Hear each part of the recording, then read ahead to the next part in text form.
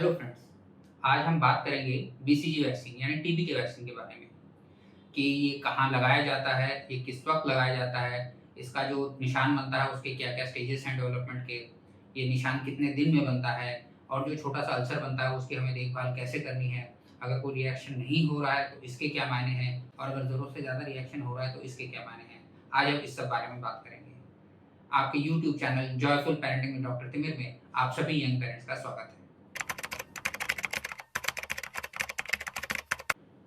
तो सबसे पहले हम बात करते हैं कि ये कहाँ लगाया जाता है यानी साइट ऑफ एडमिनिस्ट्रेशन। तो ये हमेशा आपके बाएं कंधे यानी यहाँ पर डेल्टॉइड मसल के ऊपर लगाया जाता है। इसका और कोई साइट नहीं है, ये एक स्टैंडर्डाइज साइट है जो कि लगाने के लिए। सीधा अगला सवाल, ये किस वक्त लगाया जाता है? तो ये मोस्टली जन्म के समय ही लगाया जाता है, जन्म के 24 घंटे के अंदर जो बाकी वैक्सीन मिलते हैं जिसमें बीसीजी, हेपेटाइटिस बी और ओरल पोलियो, ये 3 वैक्सीन आपके जन्म के वक्त लगाए जाते हैं, उसमें बीसीजी भी एक होता है। तो मोस्टली ये जन्म के वक्त लगाया जाता है। अगर किसी वजह से ये जन्म के वक्त नहीं लगाया जा सका है तो अगले 2 हफ्ते में भी लगाया जा सकता है और उसके बाद उस दौरान भी अगर नहीं लगाया जा सकता है तो आप 6 हफ्ते पे जब आप जाते हैं अपने बाकी टीकाकरण के लिए यानी डीपीटी, निमोनिया और ये रोटा वायरस के लिए, तो उस वक्त भी आप बीसीजी को लगा सकते हैं। तो आप इसे या तो जन्म के वक्त, जन्म के कुछ 2 हफ्ते के अंदर या फिर छठे हफ्ते में, इसमें किसी भी वक्त आप लगा सकते हैं। तीसरा सवाल कि ये जो निशान बनता है जहाँ वैक्सीन लगाया जाता है तो उसके डेवलपमेंट के स्टेजेस क्या हैं?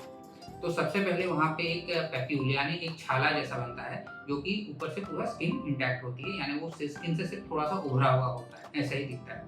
फिर ये वेसिकल यानी कि इसके नीचे आपको थोड़ा सा पानी के जैसा दिखाई देता है या पुस्टुलिया में पस के जैसा थोड़ा दिखाई दे सकता है।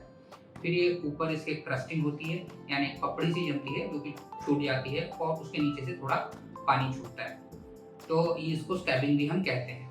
तो इसमें आपका एकदम क्लियर पानी के जैसे भी आ सकता है और ऐसे ही फिर दोबारा से उसपे पपड़ी जम सकती है और फिर ये प्रोसेस चलता रहता है कि जब तक एक परमानेंट अल्सर वहाँ पे बन नहीं जाता और फिर एक परमानेंट स्कार एक डेवलप कर जाता है वहाँ पे।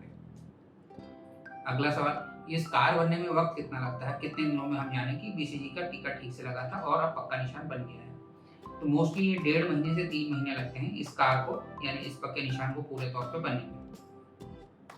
ये जो छोटा-सा अल्सर होता है, हमें इसकी देखभाल कैसे करनी है? जैसे कि उसमें वो पानी आ रहा है, उसमें पपड़ी जम रही है, तो हमें इसकी देखभाल कैसे करनी है? तो आज का आंसर ये है कि हमें इसमें कोई एंटीसेप्टिक सॉल्यूशन, कोई इसमें दवाई नहीं लगानी, सिर्फ साफ रखना है हमें इसको। प्लेन पानी और कपड़े से भी हम इसे साफ रख सकते हैं। इसमें किसी प्रकार के एंटीसेप्टिक या एंटीबायोटिक का कोई रोल नहीं है। अगर कोई रिएक्शन नहीं है टीका लगाने के बावजूद, तो इसके क्या मायने हैं? तो इसके 2 मायने हो सकते हैं। पहला ये कि टीका लगाने की विधि गलत थी, जिसके चलते कि रिएक्शन नहीं हुआ, और दूसरा ये कि बॉडी ने उसको एप्रोप्रिएटली रिएक्ट नहीं किया। ये 2 मायने हो सकते हैं। तो कितने दिन में हम सोचें कि टीका ठीक से जो है रिएक्शन नहीं हुआ, तो अगर 6 महीने तक भी हमें उसमें कोई निशान नहीं दिखाई देता है तो हमें सोचना चाहिए कि बीसीजी हमने लगवाया था लेकिन उसका रिएक्शन ठीक से नहीं। एक स्ट्रॉन्ग रिएक्शन के क्या मायने हैं? कुछ बच्चों में ऐसा होता है कि जहाँ टीका लगता है तो उधर जो है या तो उस तरफ के बगल में यानी एक्जिला में एक बड़ी सी गांठ बन जाती है या सूजन आ जाती है। ये भी हो सकता है कि पूरे शरीर में गांठें दिखने लगें, जो कि एक स्ट्रॉन्ग रिएक्शन है। तीसरी बात कि कई बार जहाँ पे टीका लगाया जाता है वहाँ पे जो अल्सर बनता है वो भी बहुत बड़ा बन जाता है और उसमें से काफ़ी ज़्यादा डिस्चार्ज आता है। तो ये सारे जो हैं ये स्ट्रॉन्ग रिएक्शन के लक्षण हैं। ऐसा अगर आप कुछ भी देखते हैं कि उसके उस तरफ के बगल में कुछ गांठें बन रही हैं, बच्चे के शरीर में इन जनरल गांठें बन रही हैं या वहाँ पे बहुत ज़्यादा पस और पानी आ रहा है, तो आप अपने पीडियाट्रिशियन से सलाह कर सकते हैं इस चीज़ को लेकर।